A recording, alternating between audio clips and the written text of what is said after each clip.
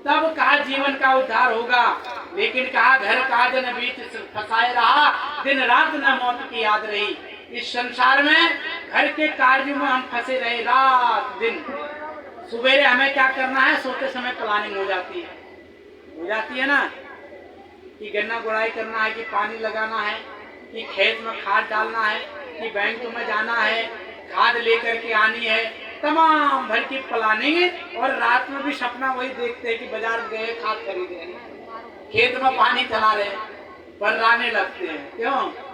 अगर इतना प्रेम परमात्मा से किया होता तो आज इतने दुखी नहीं होते हम।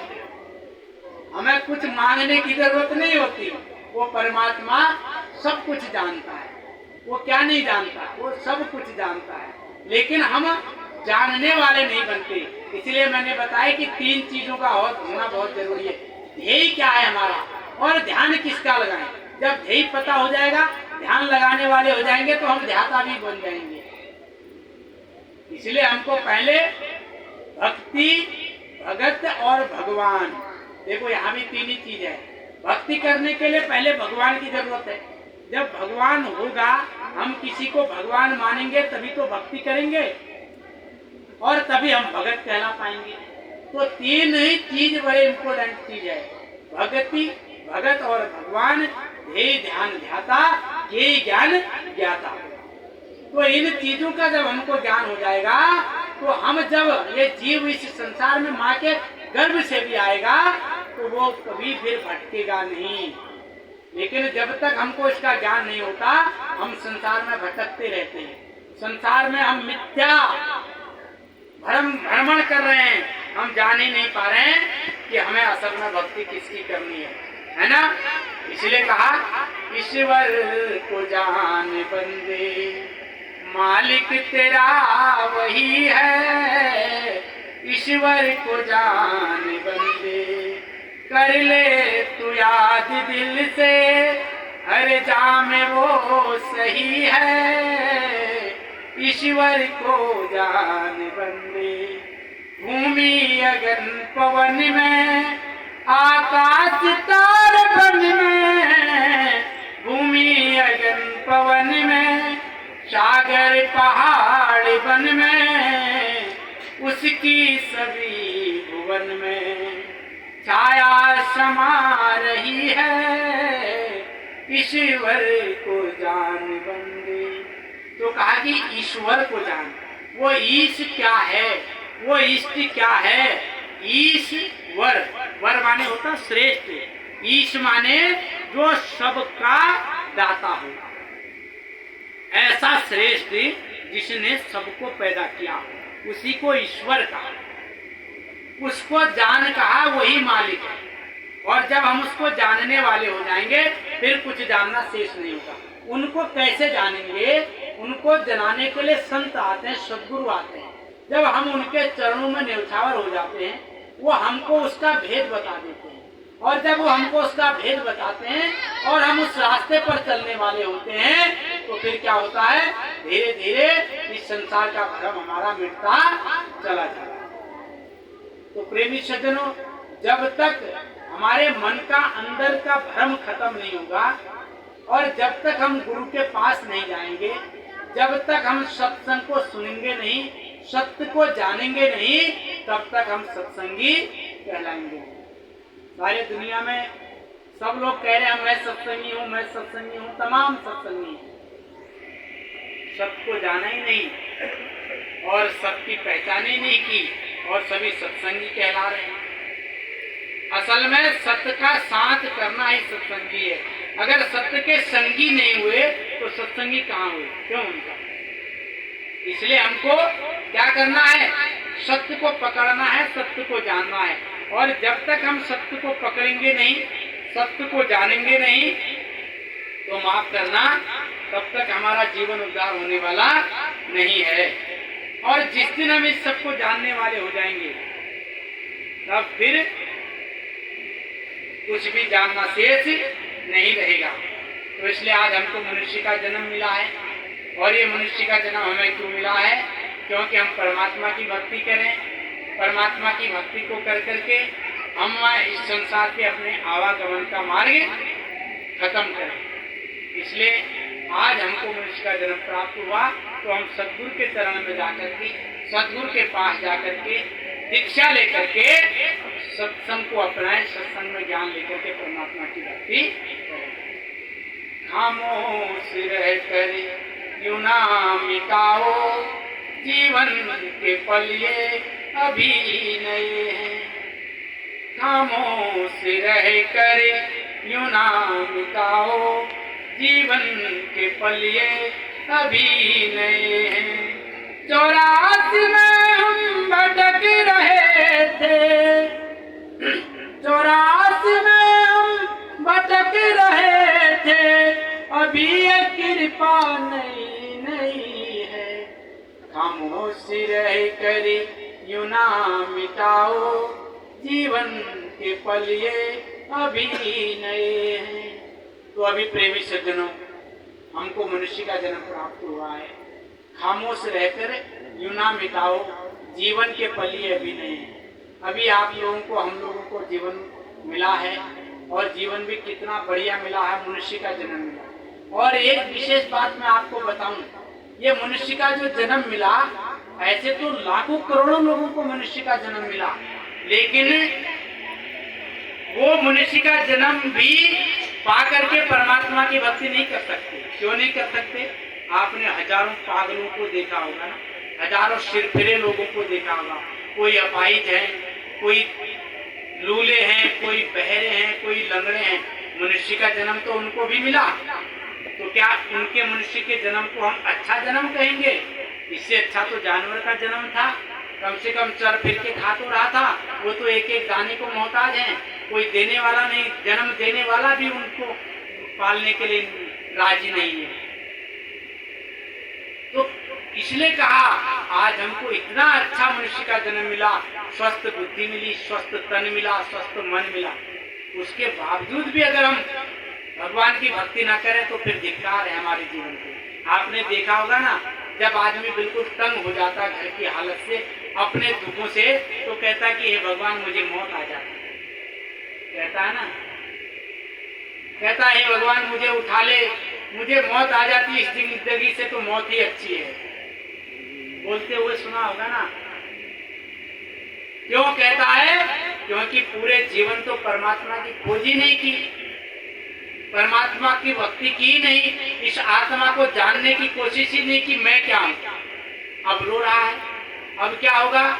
का बरसे जब किसी सुखानी और समय चूकी पुण्य का पछतानी। अरे उस बारिश के बरसने का क्या फायदा जब हमारी खेती सूख जाए? का बरसा, क्या बरसा?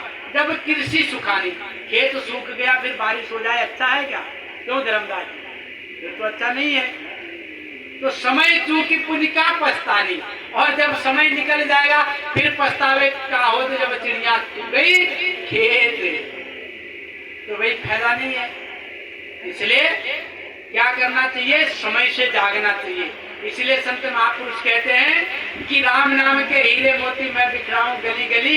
अरे ले ले रे कोई राम का प्यारा आवाज लगाऊं गली गली। लेकिन जब कोई हमारा दरवाजा खटखटाता है तो उस समय हमको उसका दरवाजा खटखटाना शोर लगता है, और जब वो समय निकल जाता तो फिर कहते हैं कि कोई और दरवाजा खटखटा दे। फिर वो दरवाजा कोई खटखटाने वाला नहीं है, फिर तो वक्त गया। क्यों? इसलिए कहा खामोश रह कर यूं ना मिटाओ, जीवन के पल ये अभी नए हैं। 84 में हम भटक रहे थे, 84 में हम भटक रहे थे, अभी ये कृपा नई नई है। खामोश रह कर यूं ना मिटाओ, जीवन के पल ये अभी नहीं है। इससे पहले हम 84 लाख योनियों में भ्रमण कर रहे थे, गाय गधे घोड़े न जाने क्या क्या बने। तो अभी परमात्मा की कृपा हुई है, हमको ये मनुष्य का जन्म मिला है, तो इसको बेकार में बर्बाद न करो। कहा मिला है जीवन नर तने हमें ये, मिला है जीवन नर तने हमें ये, अभी ये सांसें नई नई हैं। बेकार में तुम नाये गवाओ, बेकार में तुम नाये गवाओ, अभी धड़कन थमी हुई है। मिला है जीवन नर्तन ये तुमको, अभी ये सांसें नई नई है। बेकार में तुम नाये गवाओ, अभी धड़कन थमी हुई है। कहा मिला है जीवन नर्तन ये हमको, अभी ये सांसें नई नई हैं। अभी ये उम्र में ये सांसें भी नहीं होती हैं, याद रखना। जब तक बचपन से जवानी तक ये सांसें भी नहीं होती हैं, और जब बुढ़ापा आता है तो सांसें भी पुरानी हो जाती हैं, सांसों में भी सांस आनी शुरू हो जाती है। पूछ लो जिनको सांस की बीमारी है। हाँ, फिर बुढ़ापा आवे वो बहुत काम ना आवे। क्यों? तो इसलिए अभी ये सांसें भी नई नई हैं। अभी क्या है, स्वस्थ शरीर है, स्वस्थ मन है, इसी में भजन कर पाओगे। आप भी करो, अपने बच्चों को भी बताओ। क्यों? वरना तो बुढ़ापे में जो घुट रहे हैं वो घुट के रह जाएंगे। तो इसलिए कहा अभी ये धड़कन थमी हुई है। अभी तो धड़कन थमी हुई है, तभी तो जिंदा है। और जब धड़कन रुक जाएगी तो ये सांसें भी फिर नहीं आएंगी। आ जाएंगे क्या? तो इसलिए कहा कहता हूँ कहे जात हूँ, कहे बजाऊं ढोल, और सांसा खाली जात है तेरे तीन लोक का मोल। ये जो सांसें है ना, ये इतनी अनमोल हैं, अगर तीन लोक की संपदा भी रख दी जाए और तो किसी को कह दिया जाए कि भाई तू अपनी सांसें दे दे, वो कहेगा नहीं नहीं भैया मुझे जीना है। कोई दे देगा क्या अपनी सांसें किसी को? क्यों ममता? दे दोगे क्या लक्ष्मी? कोई किसी को देने वाला नहीं। जब सिकंदर बादशाह का अंतिम समय आया तो उनने कहा पूरी सैनिक को बुलाया, फौज को बुलाया, कहा कि भाई ये सारी दौलत आप ले लो, ये जितना राजपाट है आप ले लो, कुछ सांसें मुझे अपनी दे दो। तो सबने हाथ जोड़ दिए, बोला पहले तो दी नहीं जाएगी, और दी भी जाती तो हम आपको दे क्यों भाई? जिंदा तो हमको भी रहना है। तो जो वहां पर उनके गुरु उपस्थित हुए, उन्होंने कहा सिकंदर बादशाह अब तेरे पास सांसें नहीं है, तू जल्दी बोल, तुझे कुछ कहना है। तो उन्होंने कहा महाराज ये दौलत मेरे काम नहीं आई, ये इतनी फौज मेरे काम नहीं आई, पूरी दुनिया को मैंने जीत दिया, ये कुछ काम नहीं आई। तो इतना कर्म करना, जब मैं इस दुनिया से जाऊं तो ताबूत से मेरे दोनों हाथ बाहर निकाल देना। बोले क्यों? क्योंकि दुनिया को बताना कि सिकंदर बादशाह ने पूरी दुनिया में राज किया, सबको जीता, सबको लूटा, और आज जा रहा है तो खाली हाथ जा रहा है। तो इतिहास गवाह है, सिकंदर बादशाह का जब जनाजा निकाला गया तो दोनों हाथ उसके खाली थे और बाहर निकाले गए थे। कहा गर सिकंदर का यहाँ सब रह गया, मरते दम लुकमान भी यूं कह गया, ये घड़ी हरगिज़ न टाली जाए। गर सिकंदर के यहाँ सब रह गया, मरते दम लुकमान भी यूं कह गया, ये घड़ी हरगिज़ न टाली जाए। बिन मुहूर्त के उठाली जाएगी, जब तेरी डोली निकाली जाएगी। बिन मुहूर्त के उठाली जाएगी, जब तेरी डोली निकाली जाएगी। होएगा परलोक में तेरा हिसाब, कैसे मुकरोगे वहाँ पर तुम जनाब, जब वही तेरी दिखाई जाए। जानते हो वही किसे कहते हैं? बैंक में खूब पैसा रुपया जमा करते हो ना, वो बही खाता होता है, लेकिन वहाँ बही खाता वो भी लिखता है होएगा परलोक में तेरा हिसाब, कैसे मुकरोगे वहां पर तुम जनाब, जब वही तेरी दिखाई जाएगी। बिन मुहूर्त के उठा ली जाएगी, जब तेरी डोली निकाली जाएगी।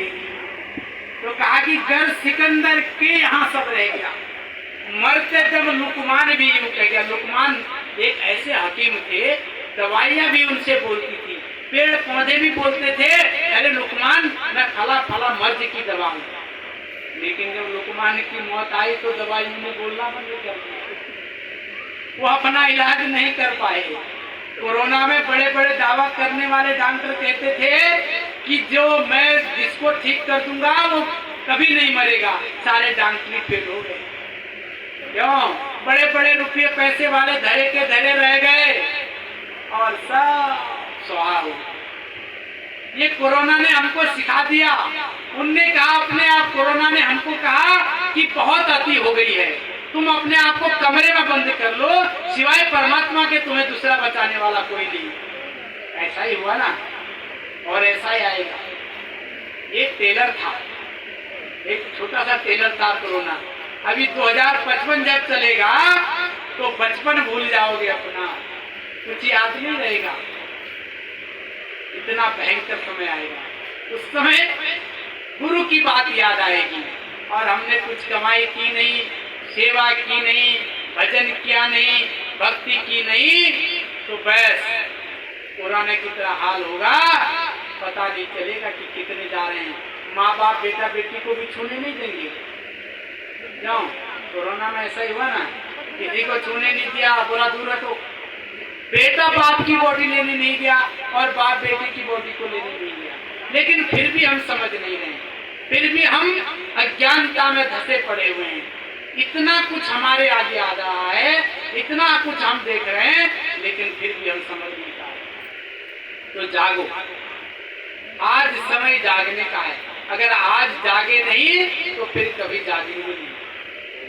इसलिए समझो बात जरा सी, समझ गए तो ठीक, वरना 84। क्यों?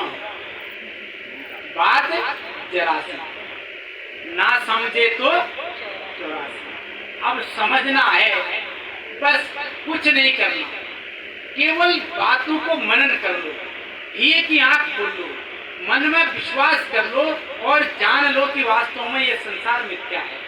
कितनों को मरते देखा है, कितनों को मरते देख रहे हैं, कितने मरेंगे और हम भी चले जाएंगे, ये बिल्कुल अटल सत्य है। बुढ़ापा अभी समय ऐसा आएगा, बूढ़े लोग मौत की भीख मांगेंगे और जवान जवान चले जाएंगे।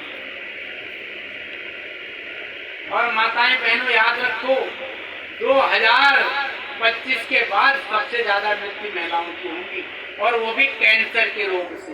और नोट करो इस बात को। इसलिए कैंसर का इतना प्रभाव होगा, 85% लोग कैंसर के पीड़ित हो